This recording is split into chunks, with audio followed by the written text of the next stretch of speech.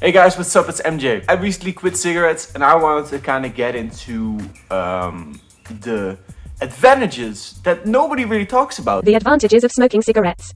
But there's a lot, and I've experienced them now because I've been smoke free for I think about, I don't know, I'll put it in the screen, for over a week now, like 2 weeks maybe? I don't know, man. Nicotine free, right? And that's good because I've quit nicotine forever, because I cannot just take one cigarette. You know what I mean? How people say, just take one cigarette, no problem, you know? But for me, I think that's why I get cocky. Like even after like a month, I'll be like, yeah, man, like I'll find one in my jacket or whatever, right? I'll just be walking. I'm like, oh my god, look at this! I have a cigarette. After, fuck it, we have to smoke it, right? Kind of like, yeah, we're free from this shit, right? And then we're hooked in. So that doesn't ever work for me. But I've quit now. But I wanted to talk with you, my viewer, about some of the advantages of smoking nicotines.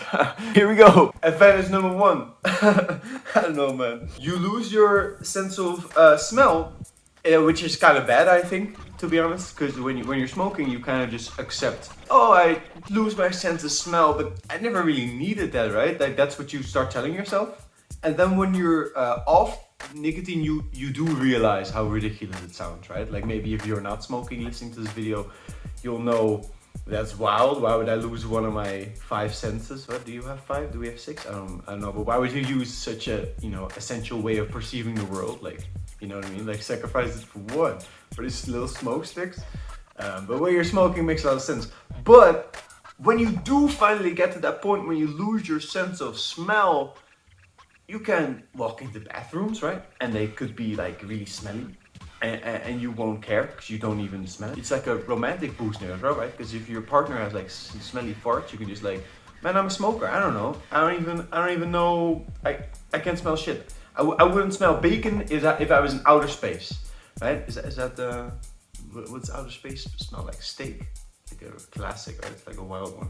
Advantage number 2 of smoking cigarettes. My stepdad is a very fit guy, right? He knows a lot about moving and stuff, and he's convinced it's very good to get yourself winded like at least once a day or whatever, right? So doing anything like so that's why sprinting is very good. He thinks in his philosophy sprinting is much better than jogging for an hour, right? If he says it's good to be winded at least once a day, cigarettes decrease. When you smoke a cigarette, you're decreasing the size of your lungs, like how much they can expand, right? Because you're kind of like tearing them down, you're kind of like rotting them, or like, have you seen those images of like lungs before and after smoking cigarettes? It doesn't look good. So you're fucking up your breath. And I feel like I'm a pretty fit guy. Like I'm 24, right? Kind of good looking. I mean, no problem for me. And I'll find myself when I'm smoking cigarettes running up the stairs and being like, you know what I mean? And then you don't work out anymore if you smoke cigarettes, because it's like, yeah, well, I mean, I did it to my max, because my max we used to be here, and now it's, but my stepdad says it's good for you to be winded at least once a day. And if you smoke cigarettes, you'll be guaranteed to be winded a couple of times a day. So that I would say that's advantage, right? Advantage number 2 right there. Advantage number 3, you can be much more selective when dating. Because maybe you'll know like a girl, like, and she's not smoking, right? And you are a smoker. She's never gonna date you because she doesn't like the taste. Because she's not a smoker, right? So she minds tasting like an ashtray. Because when you smoke, you taste like an ashtray, right? Like you smell like one as well, but you don't smell it. But when you find your clothes after you've quit smoking, you'll be like, ugh, I smell so fucking trashy, bro. How do people like? But you just accept it when you're addicted to nicotine. Anyways, man, yeah, a lot of girls just won't be into you anymore. Advantage number 3.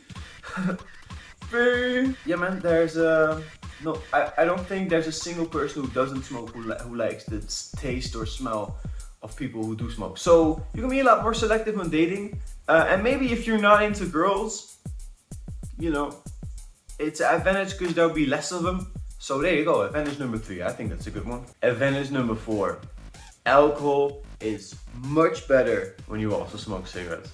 Listen, like when people start smoking cigarettes, they'll start changing, at least me, I'll start changing the things I do, right? I'll go out more and hang with friends more, like stuff I can smoke cigarettes, drink alcohol, that whole shebang.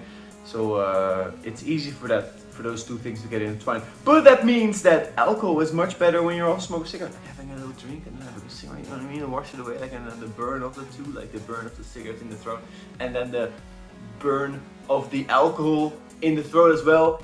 It's like the best thing ever. Maybe that's what you're thinking, and that's where you go out a bunch. And then your life can be like a party. And maybe when it's just, you know, when you're just smoking all day, and that's becoming, you know, that becomes part of your lifestyle. I don't know if you can be a productive human being, get a job, all that jazz.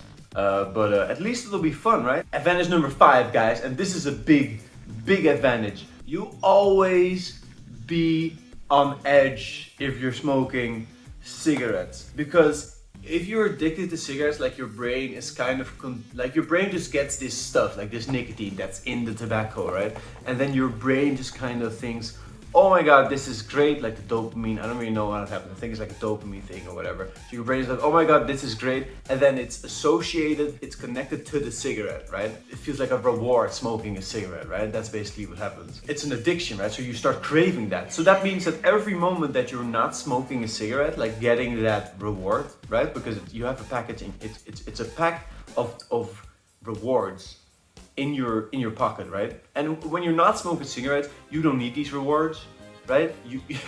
There's not real, like, there's challenges, but it's not like you need to reward yourself. Like, that's what you start doing, right? Everything becomes like I do a thing, then a cigarette, do a thing, do a cigarette. It's never like I just do a stream of things. It's much more, life becomes actually much more free flowing and creative when you're not always looking forward to the next cigarette, because it's like zip. I don't know, man. That's what I felt like. There's so much more freedom. Like I could just get up and work out whenever I want, instead of having to like, okay, I want to work out in a minute, but that means I first gotta sit at my desk for 5 minutes, smoke rolls. You know what I mean? Like, it's like, I don't know, man. It's fun. Anyways, huge advantage that whenever you're not smoking a cigarette, you'll be looking forward to the cigarette, so you're not comfortable, right? Because happiness is often defined as a lack of desires, and if you are smoking cigarettes, you always have, unless you're literally smoking a cigarette, right, in that moment, you always have desires, right? Because this is a fabricated, weird, you know, like a natural addiction that your brain created, because cigarette companies in like the fucking 1900s or whatever, nicotine companies pushed some crazy marketing, and we're still seeing like ripple effects of that, and that's why I'm smoking.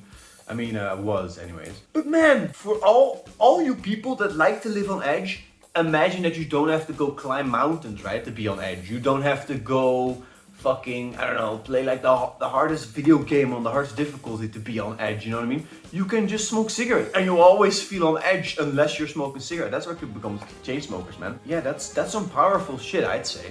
Number 5, big one for me. Number 6. You're in control of your own mortality. You are in control. You decide when you die. You're the guy in control here. So even if you choose to quit and be healthier, that's also your you know your choice.